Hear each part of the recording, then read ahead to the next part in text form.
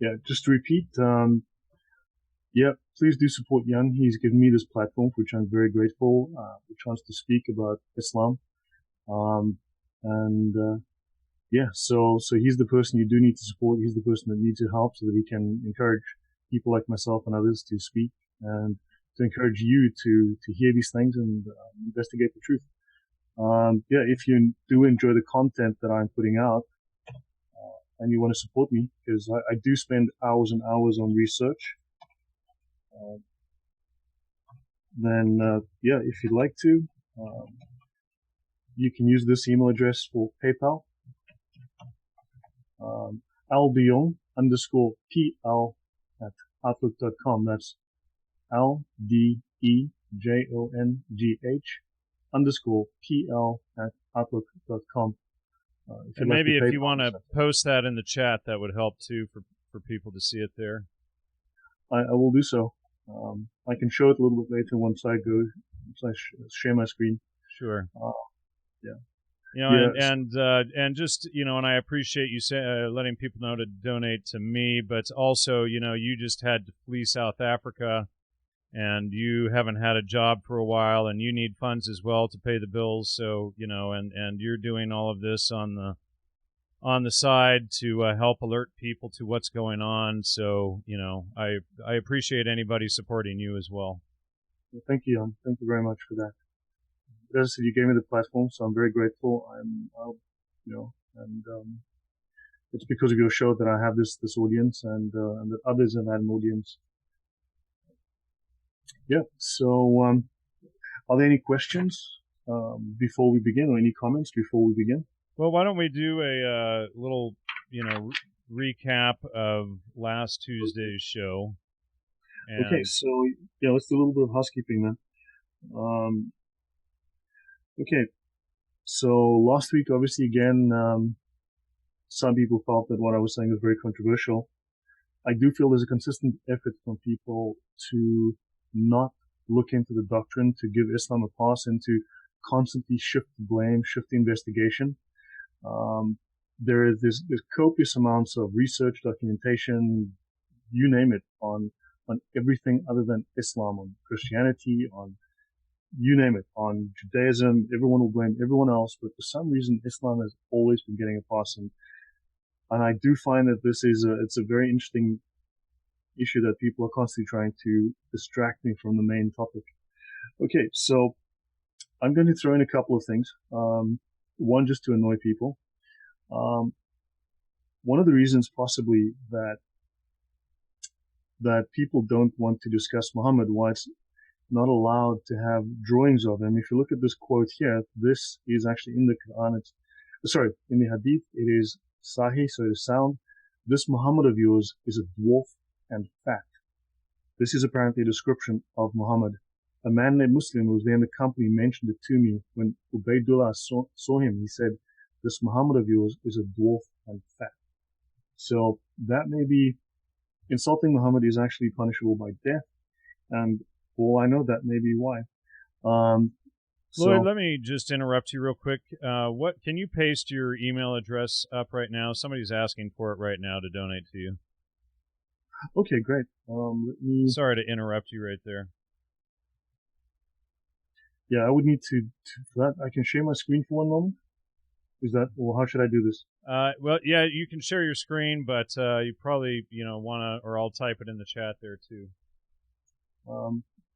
ldejongh _pl at outlook.com. Let me. LD Young. Yeah, let me see. Can I send this to you on PayPal? I'll just paste it to you into a PayPal chat. Sorry, into Skype. At outlook.com. Sure. Yeah, ldejongh _pl. Let me just send this to you. I was not. Hopefully that's right. I'll let everybody know if that's incorrect. Do I have? Yeah. Okay. I do have Skype going there, so that'll work. Okay, there it is. Thank you. All right. Thank you very much. I appreciate it. Yeah, it looks like I did get that right. Yeah, no, it is a lot of work. I do spend literally hours researching and putting together this. Okay, oh, so no, I didn't have it right. Sorry, I forgot the PL, duh. Yeah, ldejongh _pl at outlook.com. Thank you very much. I do appreciate it. Okay, so last week we spoke about, again, to revisit the idea of Hubal, the god, the Nabatean god of kings. Further investigation has revealed that Muhammad is born into a tribe called the Quraysh, and the god of the Quraysh was Hubal.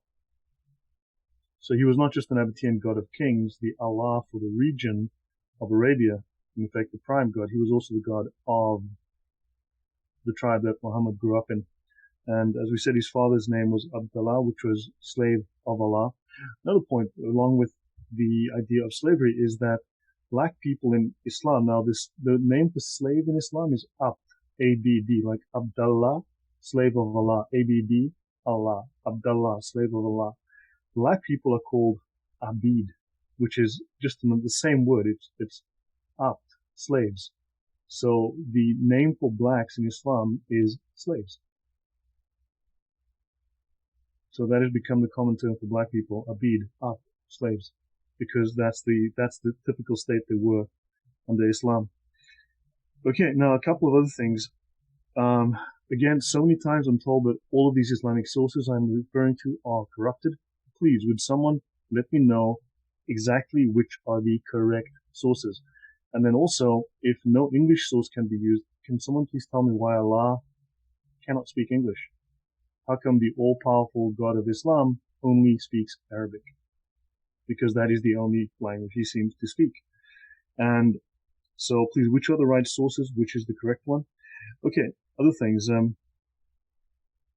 There are 613 commands in the Bible that God gives to his people. The two prime commands, if you look at the New Testament, Jesus says, "Thou shalt love thy God, love the Lord thy God with all thy heart, all thy strength."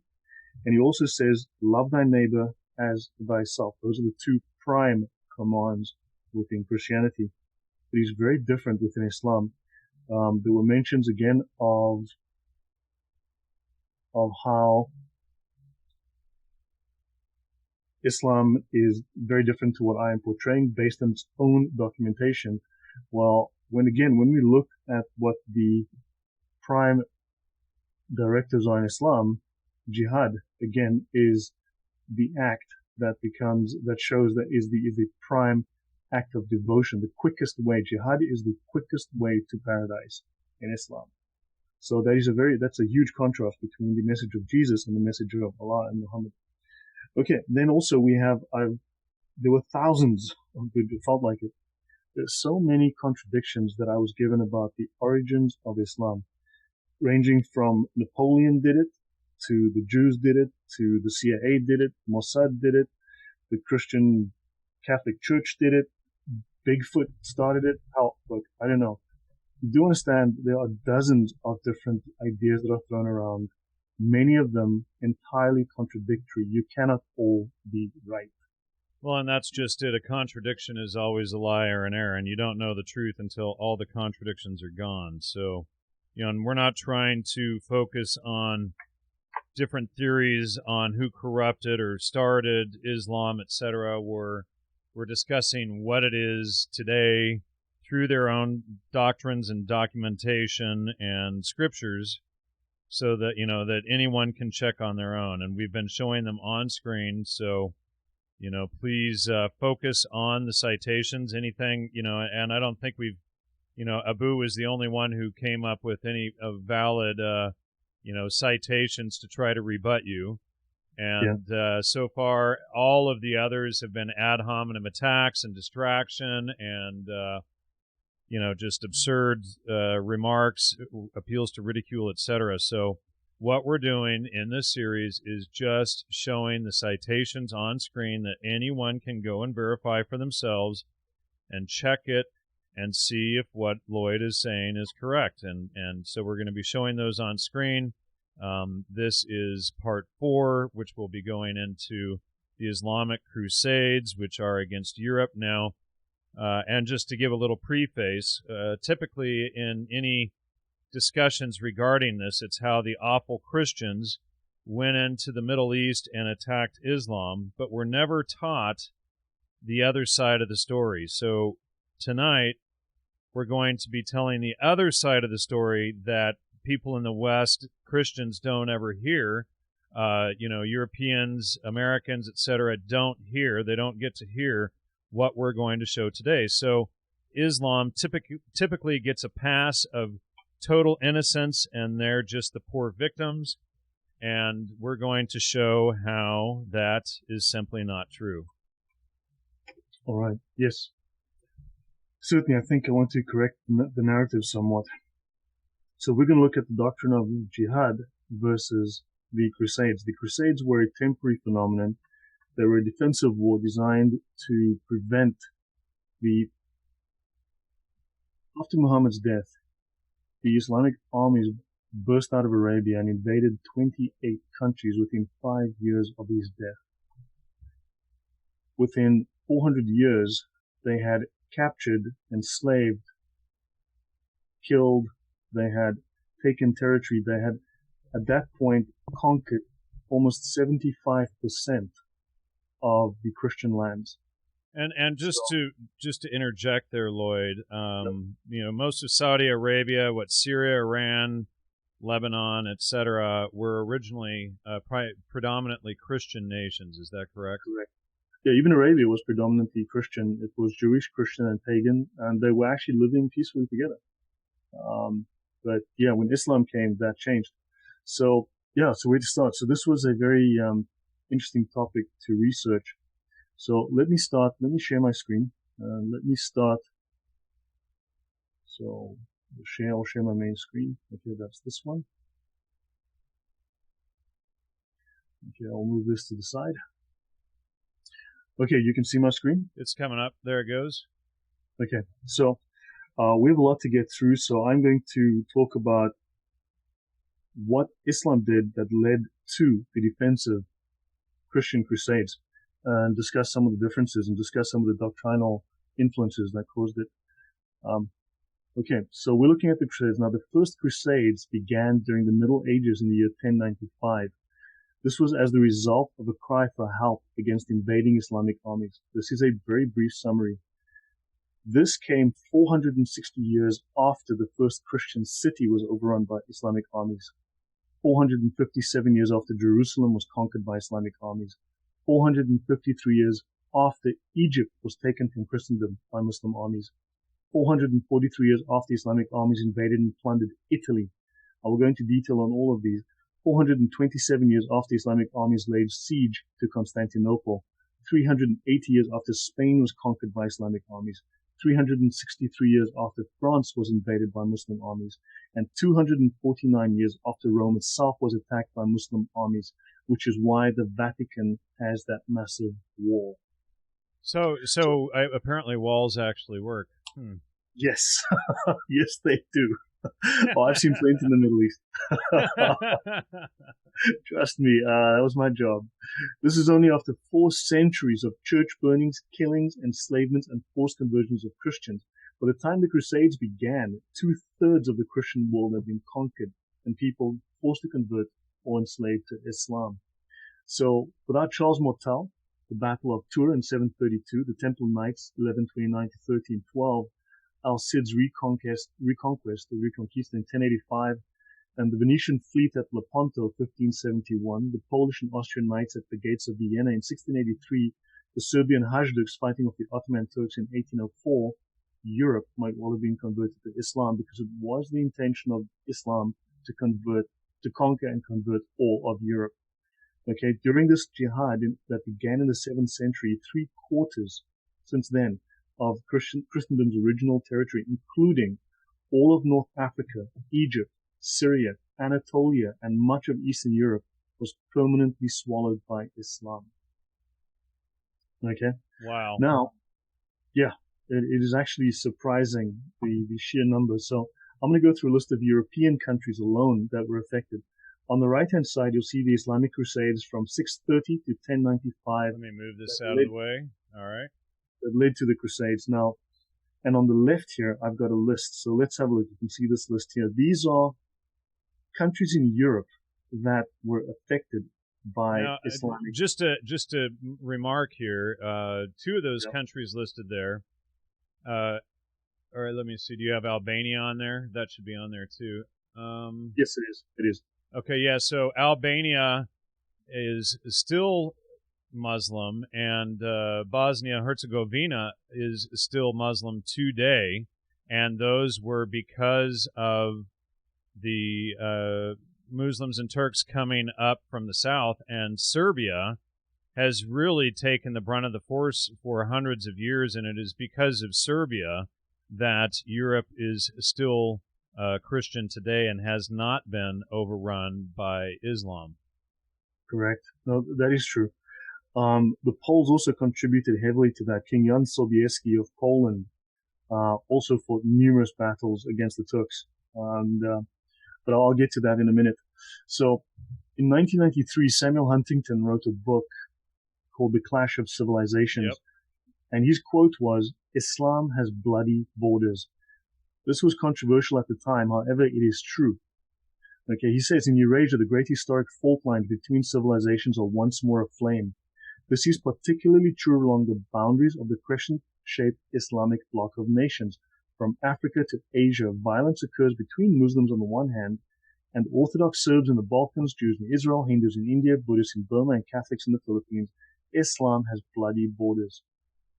So, as the Ottoman Empire was declining after the defeat at the Battle of Vienna in 1683, where the Polish king, Jan Sobieski, crushed the Islamic armies that were at that point besieging Vienna for 2 months, the slavers of the Barbary coast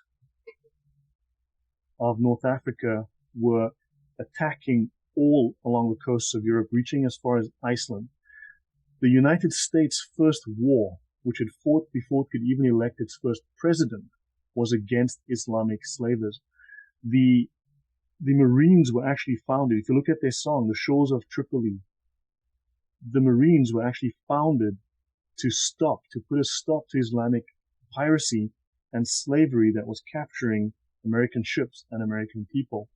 In fact, at one point, America was paying up to 25% of its annual revenue to stop these pirates from attacking its ships. They were bankrupting the U.S. Now, when Thomas Jefferson and John Adams asked the ambassador of Barbary why his countrymen were enslaving American sailors, the ambassador answered, "It is founded on the laws of our prophet. It is written in the Quran that it is their right and duty to make war upon them, the non-Muslims, wherever they could be found, and to make slaves of all they could take as prisoners." Now, this list here, you see in Portugal, Spain, France, Italy, Iceland, Denmark, England, Sicily, Switzerland, Austria, Hungary, Greece. These are countries that were attacked by Islamic armies that led to... One I don't see on there is Ireland. Yes, Ireland as well. I suppose that would be England. But well, yeah, I mentioned that last week. Don't tell the Irish that. Yeah. So between the 15th and 18th centuries alone, approximately 5 million Europeans in total were abducted and enslaved in the name of jihad. We do not know exactly how many were taken in the 8th and 11th centuries. This number is unknown. Okay. The largest Islamic army to invade European territory was 200,000 men that came to conquer Vienna. Okay. Now, let's have a look. Let's go back to the Islamic Crusades. Let's go to 630 AD or BC. No, AD, sorry. Muhammad conquers Mecca from his base in Medina with 30,000 men. In 632, Muhammad dies in Medina. Okay, Islam now controls all of Arabia and has either expelled, killed, or converted all Jews and Christians and all pagans. There is not a single Jew left in Arabia. 636, Muslim conquest of Syria. Syria is where the word Christianity was first used. It was a Christian nation. Okay. All the surrounding lands, all Christian, Palestine and Iraq, were all invaded. 637, Muslim Crusaders conquer Iraq. Then they annex Jerusalem in 638, taking it from the Byzantines. That's the Western Roman Empire. 638 to 650, Muslim Crusaders, Iran, Egypt, 642, 641, Syria and Palestine, 643 to 707, they conquer all of North Africa. There were 10 major churches along the North African coast. Apparently something like 10,000 churches were destroyed. Wow. 644 to 650, Muslim Crusaders conquer Cyprus, Tripoli in North Africa, and establish Islamic rule in Iran, Afghanistan, and Sindh. This is 644. This is a few weeks before the Crusades started, if you look closely. 673 to 678, Arabs besiege Constantinople, okay, capital of the Byzantine Empire. 691, the Dome of the Rock is completed in Jerusalem, only 6 decades after Muhammad's death. 710, they conquer the Indus Valley, that's in India. 711, they conquer Spain, okay, and they impose the Kingdom of Andalus. Then they move into Europe. 718, their conquest of Spain is complete. 732, they invade France and they stopped at the Battle of Tours. Okay, Charles Martel, the grandfather of Charlemagne, defeats them and turns them back out of France. 762, foundation of Baghdad. 785, let's move on. Morocco, Christophoros, a Muslim who converted to Christianity, is executed. 800, okay, Muslim crusaders enter Tunisia. 809, they enter Sardinia, Italy, and conquer it. 813, Christians in Palestine are attacked. Many flee the country. 831, they capture Palermo in Italy, and they start raids in southern Italy. For 400 years, there were no women in southern Italy within 100 kilometers of the coast. These slavers would come and capture all the women and take them to North Africa and Arabia. For 400 years. Why aren't we being told this? They conquer, then they raid Sicily, Corsica, Italy, and France. Okay, then they occupy Sicily and Sardinia. They take Cyprus and Tarsus. Then the Church of the Resurrection, or the Church of the Holy Sepulchre, is burned down by Muslims, and more churches in Jerusalem are attacked in 937. In 960, the Turks convert to Islam, okay, and they conquer Egypt, and they found Cairo. Israel and southern Syria again conquered by Muslims. The Church of St. Mark in Egypt is destroyed. The destruction of the Church of the Resurrection in 1009. In 1012, the oppressive decrees against Jews and Christians, and this is about dimitude. I will have to cover that in a bit. Then we have Mauritania, where there's still slavery today. Remember, slavery was legally abolished there in 2007. It's still going on though. Okay, the Byzantines are defeated. 1071, Muslim Crusaders invade Palestine. Conquest of Jerusalem again in 1073. The Muslim Crusaders capture Nicaea. Notice these are all the major Christian capitals. These are all appear in the Bible. You know, the letters to all these places, Antioch, Nicaea, the Nicene Creed. Okay, they conquer Western Ghana. Okay, then we look at, let's see, the Byzantine Emperor Alexis. In 1094, the Byzantine Emperor Alexis Comnenus asks Western Christendom for help against the Muslim Turks, the Seljuks. And Pope Urban finally requests assistance from the knights in Europe, and they start the First Crusade. Now, so what you're saying is it's not the poor victim Muslims, that the Crusades were actually in defense to, how many years was that? 600 years of invasions against Europe? 460 years. 460 years of invasions against Europe, and then finally the Christians stood up and did something about it. Correct. So it took 460 years of where they took at that point, over 60%, 65% of the Christian lands were conquered and converted to Islam. People killed, people driven out before there was finally a response from the Christians. So now what we have here is, so Hilaire Belloc wrote in 1870, during the peak of Western might and Muslim weakness, millions of people of the white civilization of Europe and America have forgotten about Islam. Okay? They've never come in contact with it. They take for granted it is decaying. But it is a fact that it is the most formidable and persistent enemy which our civilization has had. It may at any time become as large a menace in the future as it has been in the past. And then, worse than just forgetting, the West has rewritten history to fit postmodern leftist paradigms. Wow. Okay? The narrative is that Muslims are the historic victims of intolerant Christian culture. Right? So here we have, so if we look at these books, I spoke last week about slavery. We talk about Arabs, we talk about the Moors, the Ottomans, the Tatars. We don't say the word Muslim, we don't say Islam. Right? In fact, the whole thing is about not naming the enemy. Right? We don't talk about moderate Nazism. We don't talk about moderate communism. We talk about communism. We talk about Nazis. We don't talk about moderate Nazis, middle of the road Nazis. So we don't name the enemy. We try to rename the enemy. It's democratic Nazism. No, there's no such thing. There's just Islam. There's no moderate Islam. It is just Islam. And we need to start calling it what it is so we can just understand it and deal with it. So we also failed to mention jihad. Now, a couple of things. The History Channel, for instance, where does all of this come from? We have all of this propaganda, right? So I'll use one example here, the History Channel.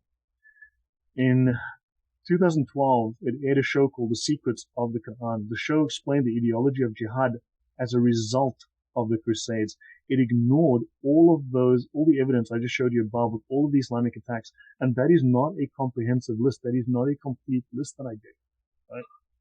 So they stated in this BBC documentary that Muslims are only supposed to use force in self-defense, obviously giving no evidence to this fact. They glossed over any of the events in Islamic history that proved that wrong. Okay? So the Islamic conquest of Syria, Palestine, Iraq, Iran, Egypt, India, you name it, go through the map, okay, was not discussed.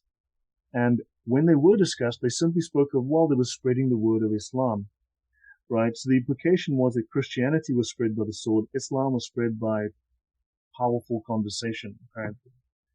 Okay? So Islam was initially viewed as a religion for Arabs. Like the earliest non-Arab converts had become affiliated with an Arab tribe, and they were subordinate.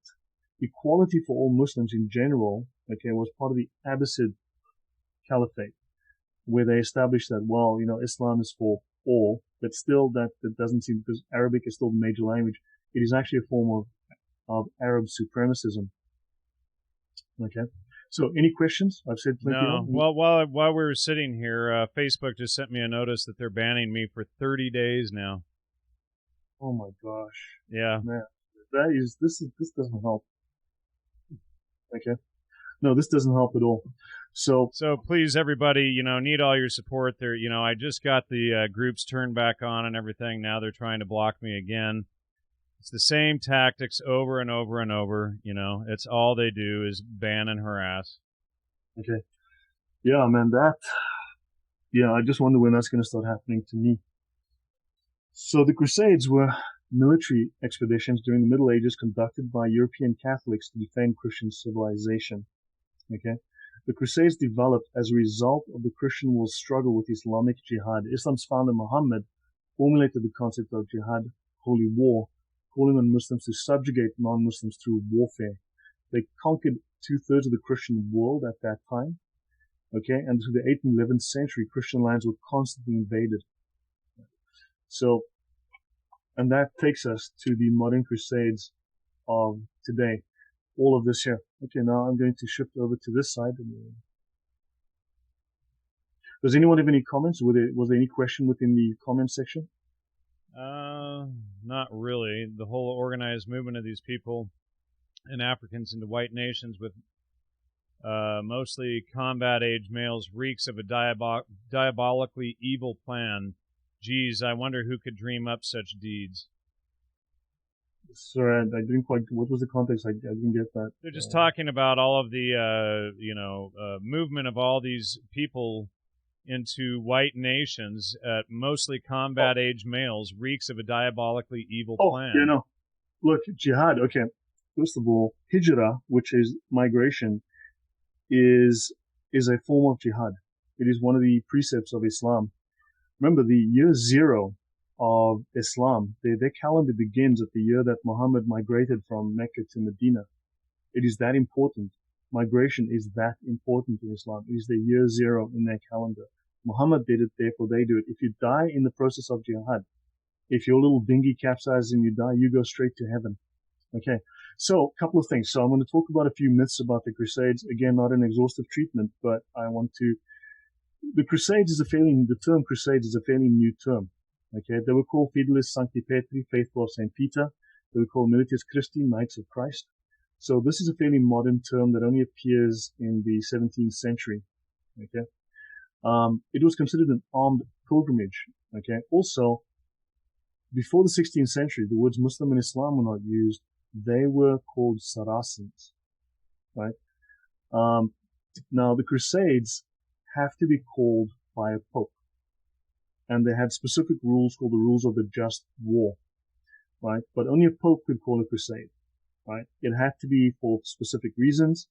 It offered rules. Now, not to say that the rules were always followed, not to say that people didn't sometimes go off or take advantage of the confusion of warfare, because look, warfare is warfare. Times happen, right? Atrocities happen. Now, it is thought that people got wealthy from the Crusades. No, in fact, Crusades involved sacrifice. Crusades involved cost. Most Crusaders came back poor, if they came back at all. They were trying to save their fellow man, their fellow Christian, from subjugation under Islam. Okay, so there was no implication and no expectation of a financial reward for those who engaged in the Crusades. Now, another thing I want to mention. So while they were undertaken in the name of Christendom, okay, they also were not done necessarily just for religious reasons. There was a religious sanction, right? Okay, now, in the Encyclopedia of Wars, right, Charles Phillips and Alan Axelrod attempt a comprehensive listing of all wars in history. Now, it's actually not a comprehensive listing, because there are many engagements that are not documented here, but they document 1,763 wars. And what they find is 123 of those have been classified to involve a religious component, right? Could be termed religious conflicts. However, if you remove all of the Christian conflicts, the majority of those are Islamic wars, 66.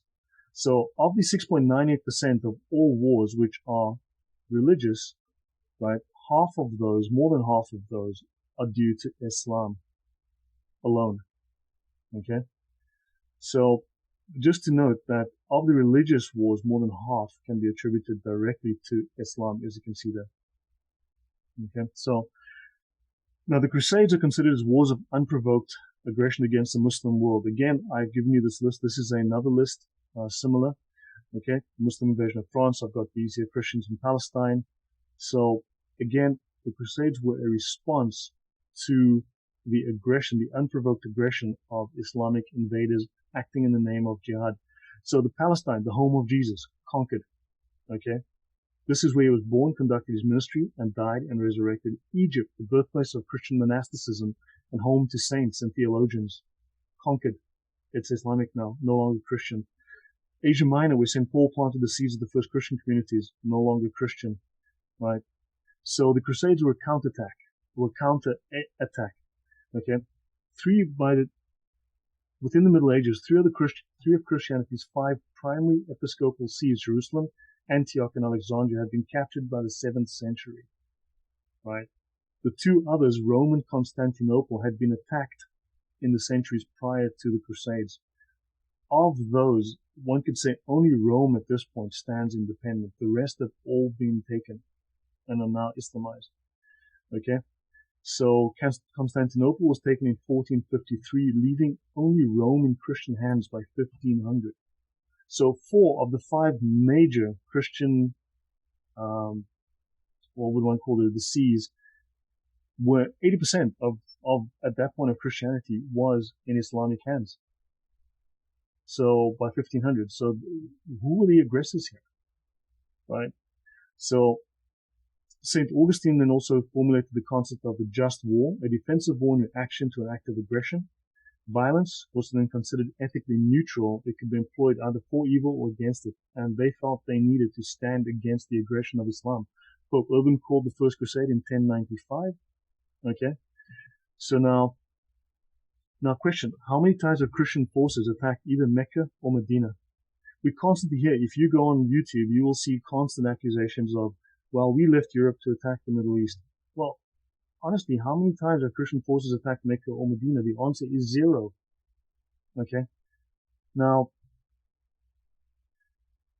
Pope Alexander, now it's also, there's talk about the fact that, the apparent implication that the popes preached only violence. This is not the case. This is not a comprehensive, dealing of the issue, but when you look at the proclamations by the popes, and this is just one of them, In their warfare, they should devote themselves to this objective alone, namely, either to protect Christians from the Saracen attacks or be in a position to induce the Saracens to follow the Christian faith. This is very, very different to the jihad that was conducted by the Muslims, which was to take Christian lands, enslave them, as we discussed last week. Okay, induce them to follow the Christian faith does not mean forcible conversion, but it means allowing evangelization. In the Muslim, now look at what in the Muqaddimah we have Ibn Khaldun saying, in the Muslim community, holy war is a religious duty because the universalism of the Muslim mission and the obligation to convert everybody to Islam either by persuasion or by force. Okay? So, in terms of crusade and jihad, the Crusades were a defense against the jihad, not an attempt to seize Muslim lands or acquire new converts. So for 200 years that the Crusades were occurring, and I'll show you something else here. What we had was that this allowed Europe time to defend itself, to grow, to strengthen its armies, and ultimately to fight off Islamic invasion. Now I'm going to go to a video. Okay, so for those of you who have not seen this, this is actually very, very useful. It's very popular on YouTube. We're going to show only the battles that affected the Greek and Roman areas. This excludes everything else. So we're going to see 548 Islamic battles and 12 in response by the Crusaders to defend Christianity. So let's have a look here. Does the audio come through? No, it's not coming in through. You need to, when you share screen, you need to share audio. Okay, so every time you see the white dots flash, that is a 20-year period. So this thing steps forward in 20-year period. So the death of Muhammad, okay, Arabia was Christian, Jewish, and pagan. Then Muhammad dies in 632, and now let's go. Within 5 years, all of Saudi Arabia is Islamized, and all of these cities are where Islam has sent its troops, all of these red dots. Do you want to reshare your screen and click the button that says share audio? Of course, yeah. Okay, let me do that. I'll stop sharing and I will reshare. Okay. And then when I say share computer sound, I will do share.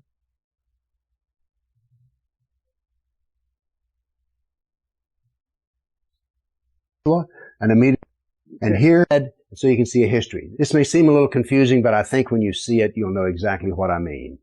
And here Can it you starts. turn down the volume just a little bit on that? I don't have, unfortunately, this is not the original. All right, go ahead. Yeah, I mean, if you, down there on the bottom right, you've got a volume thing there. If you could turn it down just a little bit. There you go. Oh, it's down. You mean down a bit? Down, yes, down. All right, thank you. Okay, it's off. And immediately starts attacking the Middle East. And notice that it doesn't take long until they're crossing the Mediterranean and attacking southern France. So now they're in Spain, France. Notice something here. All of the Most south of people Europe, think all of North Africa. Islam, they think of Arabs. They think of Arabs. They think of desert. And yet here we see that Islam is projecting power throughout the Mediterranean. Notice how the little islands of the Mediterranean are getting hammered. The navy of Islam would attack coastal towns, kill, rob, rape, and then take slaves. So this whole battle map, as it unfolds, you're seeing slaves being taken. Over 1 million slaves were taken out of Europe into the Islamic world. That's something you don't think about much, but it's absolutely true. We know where this. There were over 200 battles. I can't hear you. Just wait.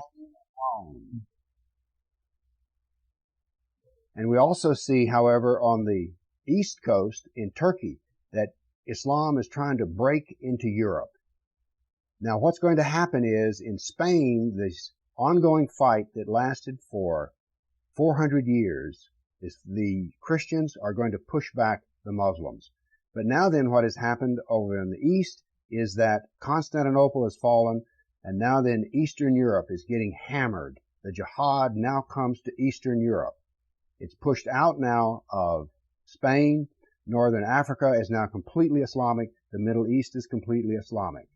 This is all jihad, relentless jihad. And why is it so relentless? Well, Muhammad was relentless in his jihad. And these people are good students of Islam, and so it's against the Kafir, on and on. It was traditional that when the Sultan came to power, the brand new Sultan, he would immediately try to launch new wars because he was going to be noted in his Islamic history as to how well he fought against the Kafir. Okay, so I discussed last week, and I showed the week prior as well when we discussed jihad. Do you want to take it out of share screen, or? I'll have to come back to this in a minute. Okay. So I did discuss how jihad is imperative upon all Muslims. They have to. And so the Crusades was a response to this. Look at how much territory these Muslims have conquered in the name of jihad. I'm now going to skip forward. And now we're going to see what the Crusades were like, what the scale of the Crusades were like in comparison. Okay. This is about 15 seconds here of footage. I'm going to start rolling this now. And so it begins. The Crusades enter into Turkey and the Middle East. Battles go on, but aren't there far fewer than you thought there might be? And here we go. The last battles are fought, and that's it. That is it. Those were the Crusades. We're looking at something like 12 or 15 battles versus 548. 548 Islamic battles against the Western against Christendom versus something like, well, that tiny little smattering over there. So I don't see how these can be considered to be morally equivalent. These are clearly just not near the same scale. This is Mickey Mouse by comparison of what the Islamic Jihad was responsible for. Any thoughts or comments from anyone in the comments? Yeah? No. Jews opened the gates of Constantinople, and now they're just nothing important. So, well, look, the thing is, why is there? So, why can't we just look at Islam and look at what it did? Right. Yeah. So what they're trying to do is immediately spin it that it was the Jews' fault, rather than look at what you just showed. I mean, these people in the comments, they're not even paying attention. It's like they're asleep or in a dream somewhere. It's amazing. Right. So, yeah. So anyway, so we've got all of these things that happened. Let's skip all that. Okay, so we've seen that there is a huge amount going on there. I want to go now to this section here. So one of the things that was happening is that this is what happens to, now, the documentation from the Crusades tells us that they went to free Christians from the horrible exploitation they were experiencing. We've already discussed what slavery did to them. Obviously, the sex slavery that was common in Islam, that was legal and lawful and rife within Islam. When you are a non-Muslim subject of the Islamic State, you become a dhimmi. The dhimmi translates as guilty or blamed. Okay, so you are guilty or blamed, and they have an entire doctrine for dealing with the dhimmi, and I will go into that. This is how the dhimmis are treated. The honor of Islam lies in insulting kufr and kafirs. Okay, unbelief and people who have unbelief. Us. That's you and me. One who respects the kafirs dishonors the Muslims. The real purpose of levying jizya, which is the tribute that non-Muslims were forced to pay. ISIS did this to people living in their territory, is that they may not be able to, is to humiliate them. They may not be able to dress well or live in grandeur. They must constantly remain terrified and trembling. It is intended to hold them under contempt and uphold the honor and might of Islam. Sufi Saint Ahmad said, Hindi, if you thought the Sufis were nice, warm and fuzzy, you were wrong. So, now if we start looking at the most protected and respected of all non-Muslims, and don't take these words literally if I were you, are the people of the book. The dhimmi is derived from the Arabic root meaning guilt or blame. Okay? And basically these are safeguards that can be extended. These are legal Islamic Sharia safeguards extended to protect the blameworthy. Now, this is the same kind of protection that the mafia gives you when they take over your territory. You pay, the jizya is protection money. No different to what the mafia did, what a gang does. Pay protection or get hurt. Okay, so a hypocrite, this is again from Islamic doctrine.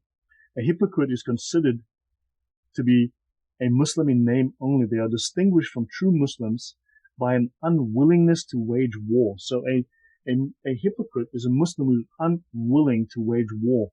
He's unwilling to fund holy war. The Quran says that true believers fight and are harsh to unbelievers. Okay? It is an order. This is in Tirmidhi, which is one of the major tafsirs. It is an order for Muslims that they should not give leeway to non-Muslims and should not greet them first nor yield for them. So in other words, if you're walking on the street and a Muslim came towards you and you were a dhimmi in the Islamic State, you had to give way. You were not allowed to walk in the way of a Muslim. You had, if you were on a bench, you had to get up and let them stand. You were not allowed to ride a horse. Let's see. Their houses may not be higher than the Muslims. The dhimmi may not ride an elegant horse or a mule. He may ride a donkey only if the saddle is made of wood. He may not walk in the good part of the road. He must wear an identifying patch. Dhimmis must hold their tongue.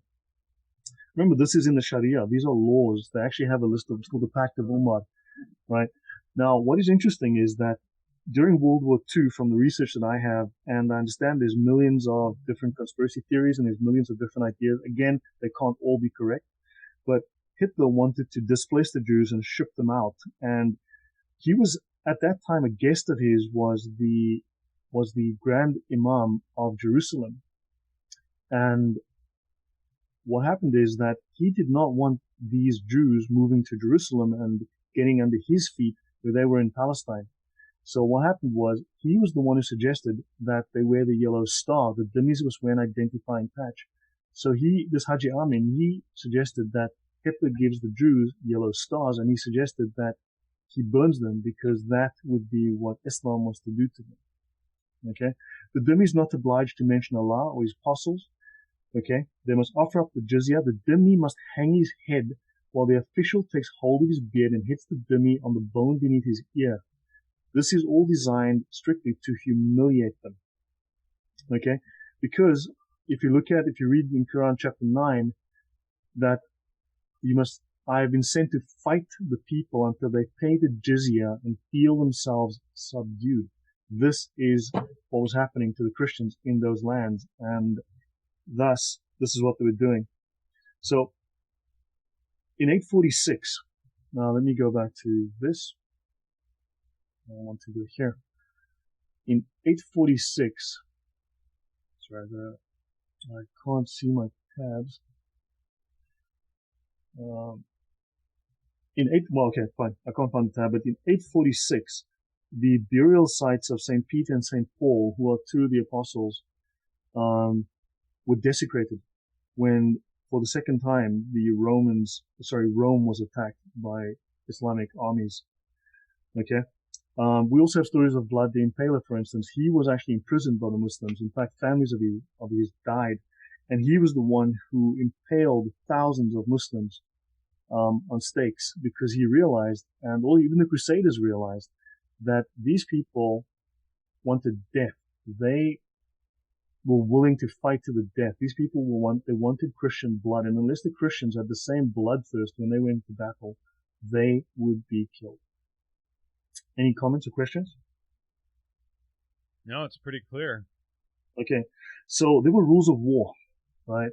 You were told when a siege army comes, you either surrender or you take all consequences. So lots of times during these ugly battles where the atrocities happened, those were the rules of war of the day. In fact, it was pretty normal. So there was nothing exceptional. Okay. Now,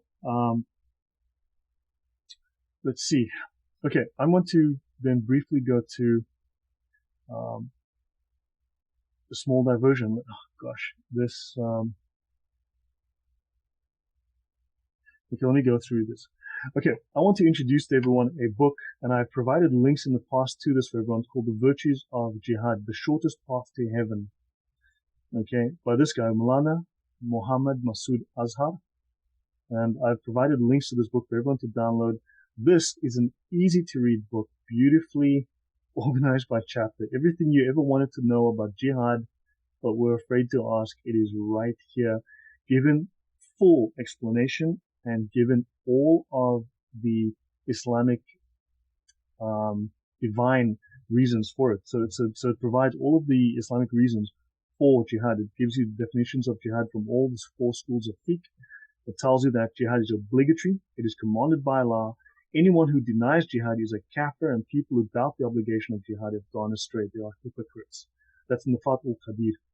So offensive jihad is when Muslims blah, blah, blah. And so everything is here, jihad. So you can actually read this and you can grab pieces out of this because, man, it is insanely good what it tells you.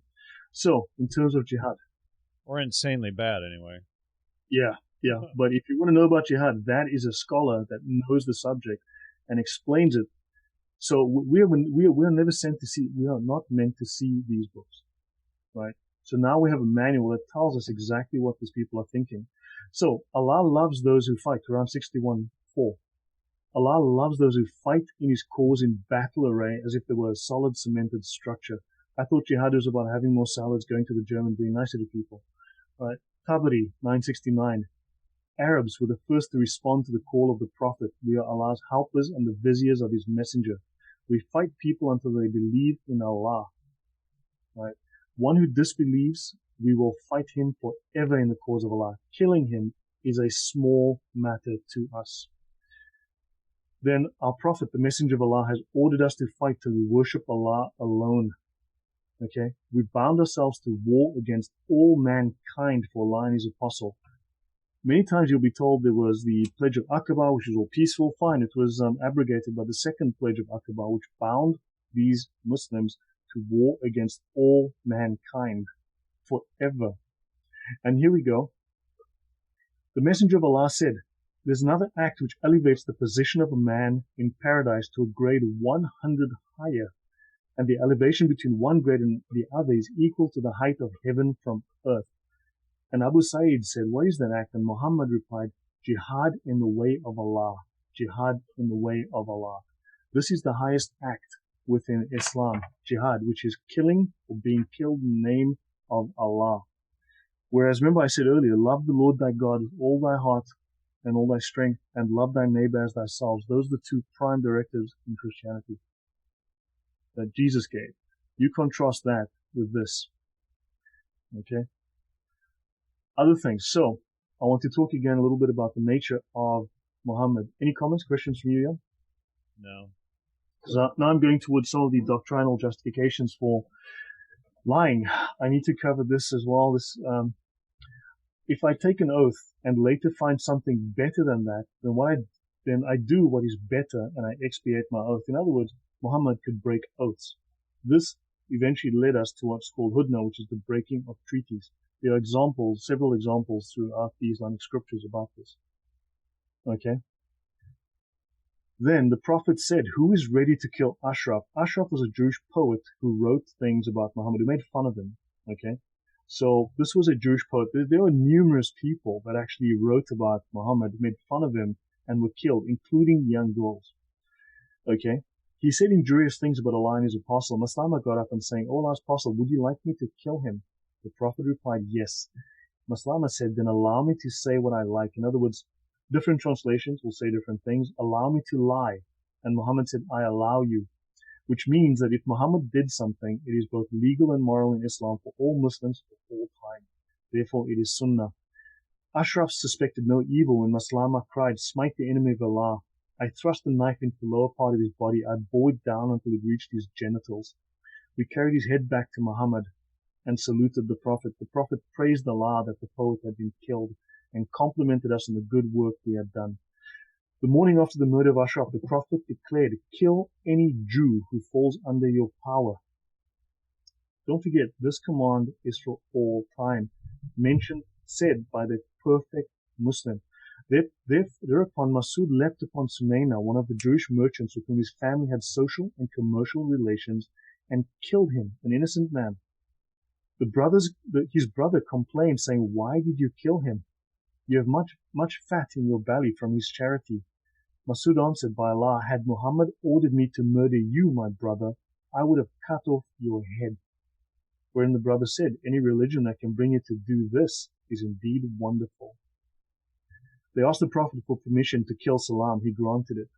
And my little girl, cried Uqba in bitterness, who will take care of her? Hellfire, Muhammad responded. At that moment he was decapitated. wretch that you were, Muhammad said. The Prophet gave orders to torture Kinana, saying, torture him until you find out where he has hidden the gold. So Zubair kindled a fire on Kinana's chest and then ultimately beheaded him. Well, no one rid me of this woman. So Umair removed the suckling baby from the woman and plunged his sword into the poet.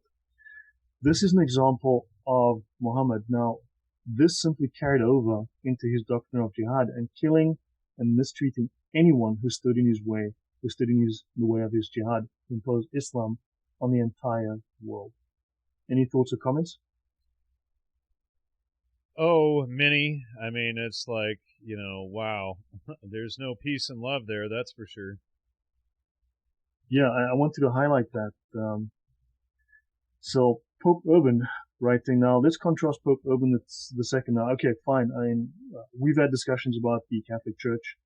But let's see, Urban II gave the Crusaders two goals, which would remain central to the Eastern Crusades. The first was to rescue the Christians of the East, and his successor, Pope Innocent III, later wrote, how does a man love, according to divine precept, his neighbor as himself, when knowing that his Christian brothers in faith and in name are held by the perfidious Muslims in strict confinement and weighed down by the yoke of heaviest certitude? This is referring to the dimitude and to slavery. He does not devote himself to the task of freeing them. Is it by any chance that you do not know that many thousands of Christians are bound in slavery and imprisoned by the Muslims, tortured with innumerable torments? So the prime expert on the Crusades would be Professor Jonathan Riley Smith, apparently, and he said that crusading was considered an act of love of one's neighbor. So they went there to free their neighbors who were being tortured under Islam. Any comments? Well, it's just an inversion. So they do a war to, to love people. They kill and enslave people to love them. I mean, it's like, wow, it's totally the antithesis of Christianity in the darkest way. Yeah. No, the Crusades were necessary. They were critically necessary, or they would have overrun all of Europe. You saw in the video, the animation.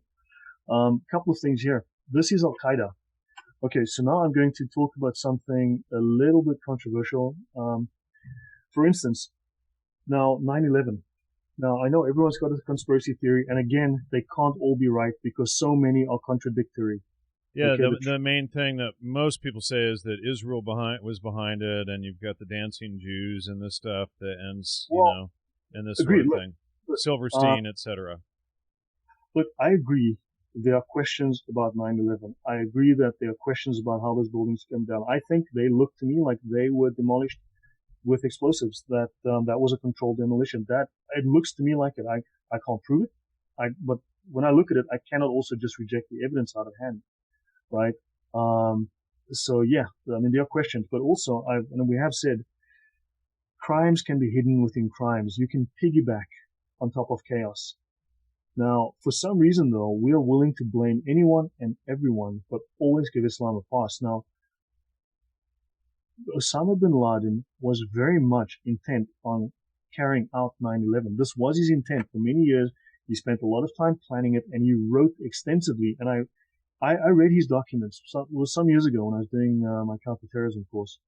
I read through the documentation that he had written, and I'm willing to bet that no one who loves these conspiracy theories has actually read the damn stuff. Because also, when I read through all of these things like Napoleon founded Islam, the Jesuits founded it, whatever, everyone who writes about these things somehow never connects the dots and actually has never read Islam. They know nothing about Islamic doctrine. They know nothing about the life of Muhammad. It's always about placing blame somewhere else. I'm very skeptical of that. And claiming that the Muslims are completely innocent of any wrongdoing forever and ever. Amen. Correct. Now, I want to look at the Islamic contribution to 9/11. Again, I believe there are questions. I believe there was controlled demolition. I mean, to my mind, hey, I could be wrong. I have no evidence, but when I look at those buildings, yeah, that looks to me like that was, so someone knew this was happening and someone used that as an opportunity to commit their own crimes. Okay. So Muhammad was a brilliant man of war. He was actually unconventional. He was very, very good at what he did. He cheated, he lied, he did everything. he called war a form of deceit long before Mossad ever got there. People love to say, Mossad says, by way of deception, well, Muhammad was there like 1,000 years before they ever got there. Okay. In fact, Muhammad was there like 2,000 years before, well, no, 1,300 years before they ever got there. Sorry. So, he was unconventional. Now, when we look at his pattern of conduct, and if anything, Osama bin Laden was a good Muslim. He's a Salafi. He wanted to follow Islam to the letter and the example of Muhammad to the letter. Wahhabism is good Islam, right? It's not an aberration. It is Islam to the letter, right? He did everything according to the Quran, and he did everything according to the Sunnah of Muhammad. He actually reached out and he said, convert to Islam or we will have to fight you. So he followed all of the steps. I'll go through a handful of the precepts of Islam that he followed to the letter. Okay. So 9/11 is modeled after Muhammad's actions in that the men who did it were immigrants to America. Muhammad did not take up jihad until he was an immigrant. Muhammad was a prophet who had 70 converts in 13 years. In other words, a failure. Only once he took up jihad after he got political and military power did he convert people. What people don't realize is that Osama bin Laden also wrote a manifesto. He laid out a 20-year process or 21-year process with 7 stages, and 9/11 was the first shot in a 21-year campaign, which would lead to the resurgence of Islam, and Islam would then attack the rest of the world. Okay? So 9/11 was simply the first salvo, the opening salvo of a 21-year plan with 7 stages, and we are very close to the end game now.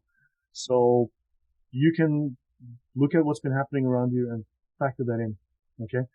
Time 0 was chosen, okay, because of immigration, the beginning of Muhammad's political success. Now, September the 11th was chosen because that is the day that Islam was reigning supreme in Europe. The Turks, the Ottoman Turks, had taken over 200,000 soldiers and walked to Vienna casually. They were at the gates of Vienna. They had besieged it for 60 days. And on September the 11th, they were reigning supreme. No one could stop them. An army a third their size, led by King Jan Sobieski, arrived on the afternoon of September the 11th and went to battle at 4 a.m. the next morning and kicked their asses. They crushed the Turkish army and chased them out of Europe. But that took 3 years. So 9/11 to bin Laden, whatever else you want to think that the 11th, look, whatever, I don't care. But according to bin Laden, the 9/11, that date was symbolic because that was the resurgence of Islam in the West. So the day that Islam was crushed, he was going to use that as the date to make it resurgent. That was his thinking. Okay, so the attack on the World Trade Center violated the rules of war, which is Muhammad's tactics.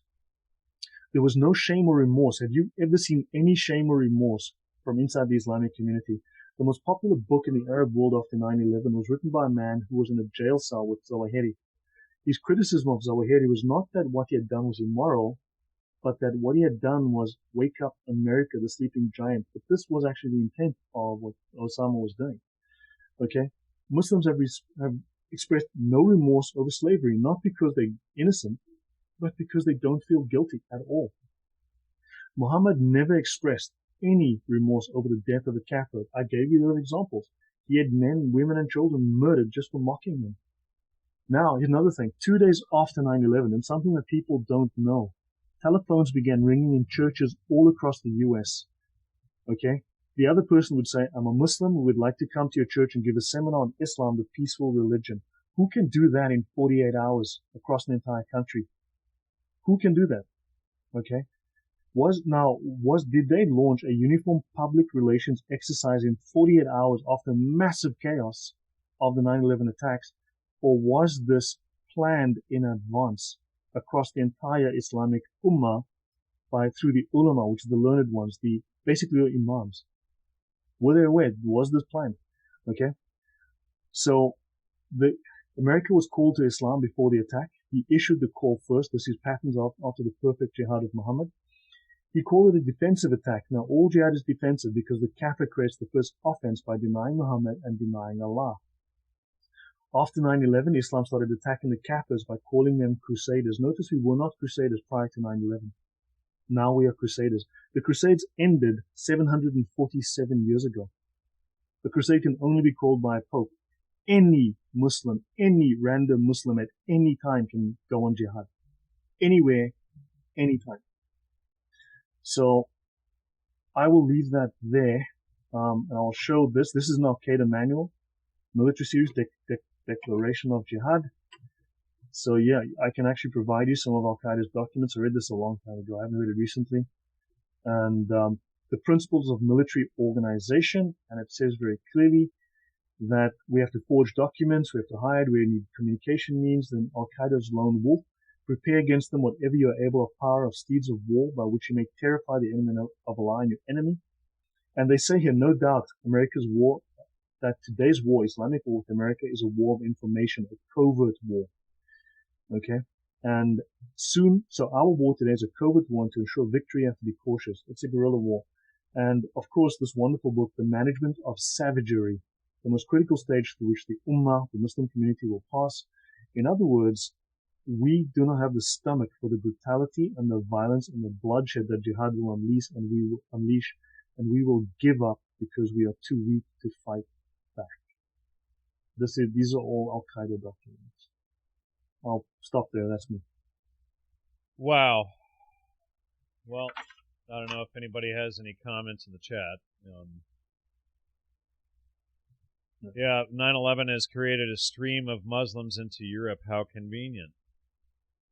Yes. Remember, Osama, look up Osama's 7-stage plan. 9/11 was just the first shot. It was designed to do what it did. It was designed to wake up America, and then to create a feeling of animosity and a resurgence of Islamic pride, and to reawaken jihad.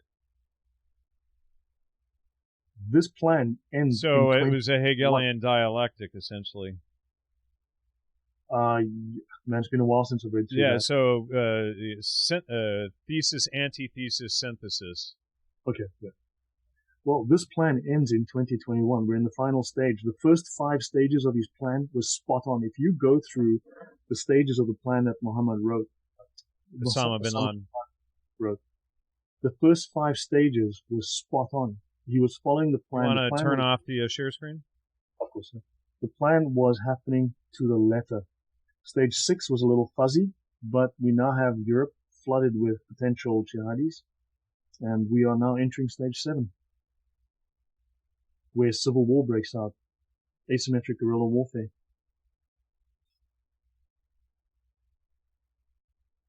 Wow.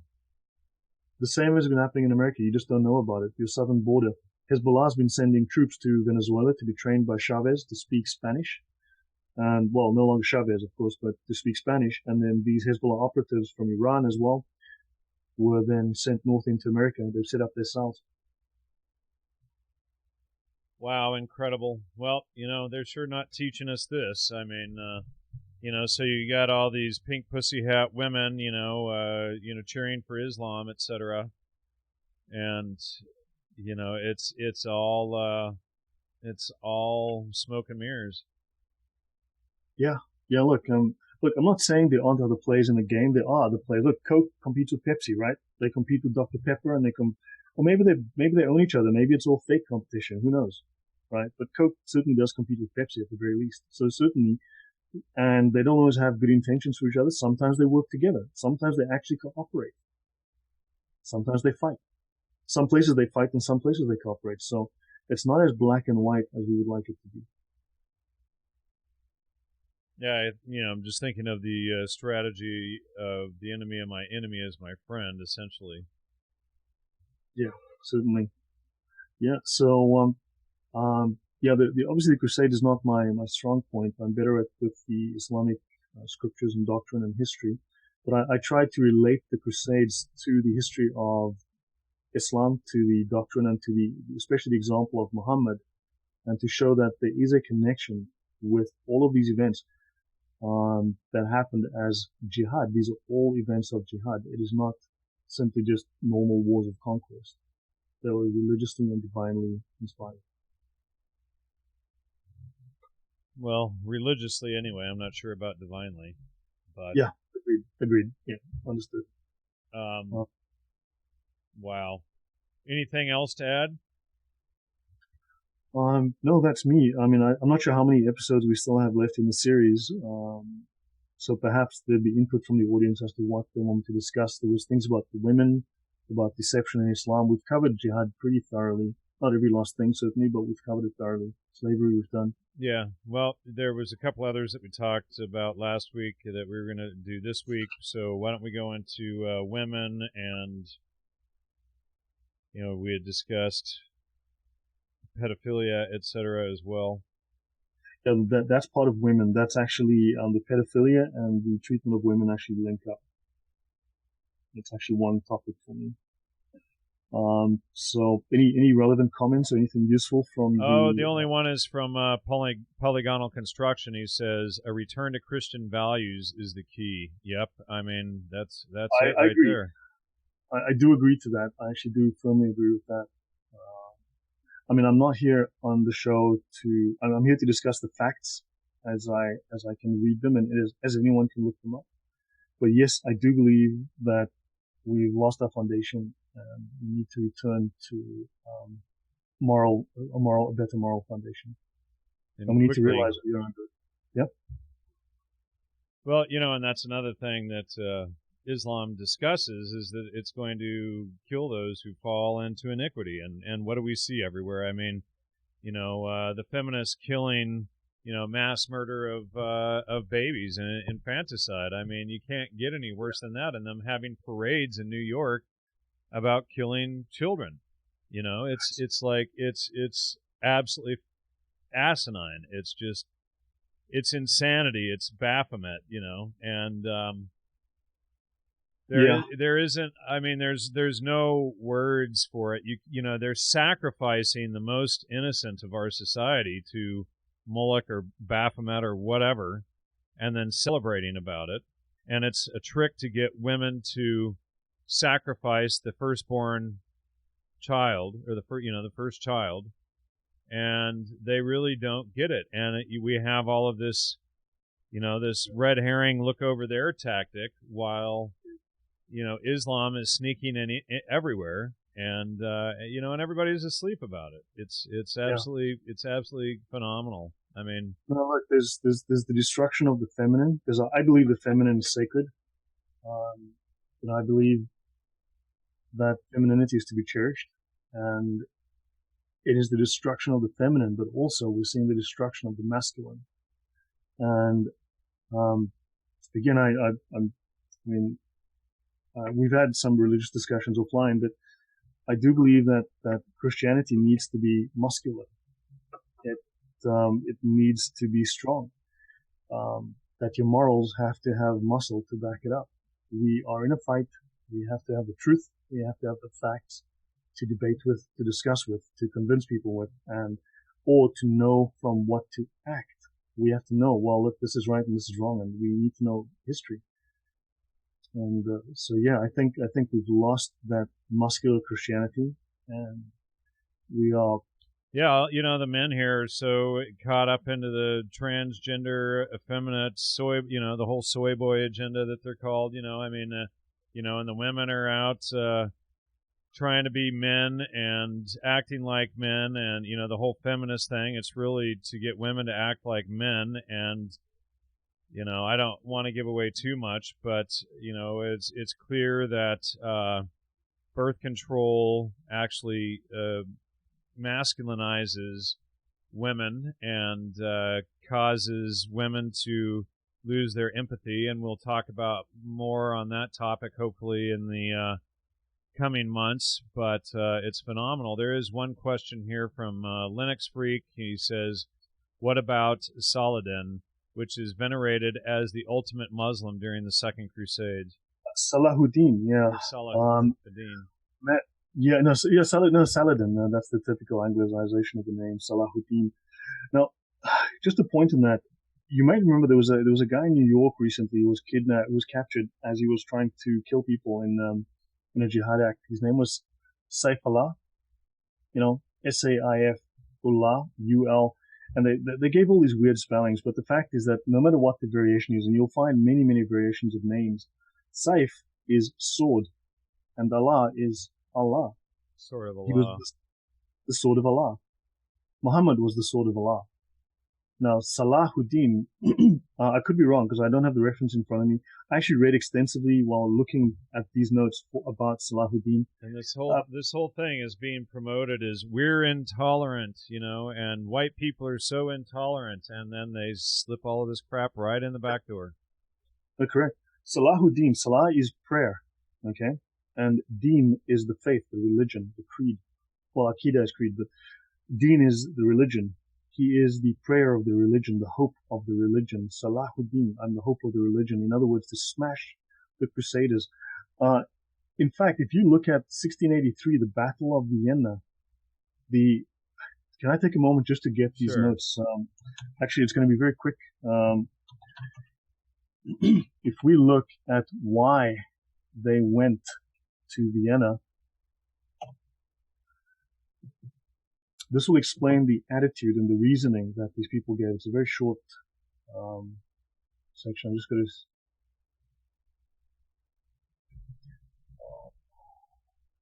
So I did read extensively about Salahuddin. He was obviously a very popular general, very capable, formidable.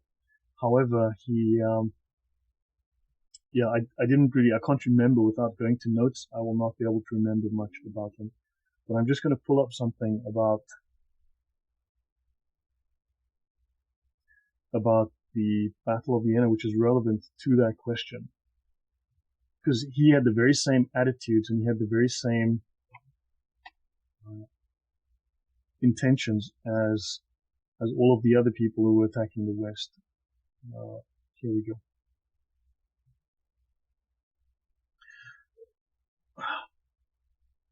Okay, so this is about Kara Mustafa, okay? Karim Mustafa Pasha, the Grand Vizier of the Ottoman Empire. He was sent by the emperor to capture the city of Vienna, because they'd attacked it about in 1529, I believe. They'd been rebuffed, and now they came back, and they were looking for a war, and they got it. So, okay, not that one, and I need to get.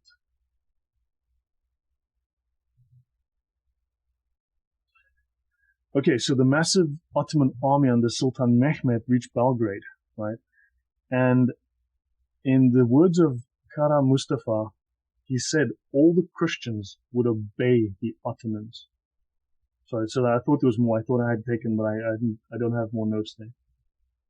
So yeah, him, I used to live in Belgrade, and I mean, there's monuments all over the place about them being under the Ottoman Turks for 400 years and the slaughter of the Christians and everything. You hear about it constantly. Yeah, because they came there with the intention of destroying Christianity, destroying Christendom, destroying churches, and imposing their will over the Christians, humiliating them. And Salahuddin was the same. In fact, one of the worst, most egregious of the propaganda items. And look, it's a movie that I love. I've watched it like 5 times. I love to crank up the volume and watch it, but it's complete historical. Nearly swore. I don't know, do you allow swearing on your channel? Go for it. They're warned. No, cover your children's ears, folks. Yeah, it's 3 o'clock in the morning here, so I'm safe for the people outside. It's 3:21 a.m. here, so no, but it's complete nonsense. Historical nonsense is the movie about Jerusalem with Balian. Oh my, Kingdom of Heaven. Love the movie. Historically, it's complete crap. Okay, it paints the Christians as vicious barbarians and the Muslims as virtuous, and it is completely wrong. And unfortunately, people are learning their history from movies.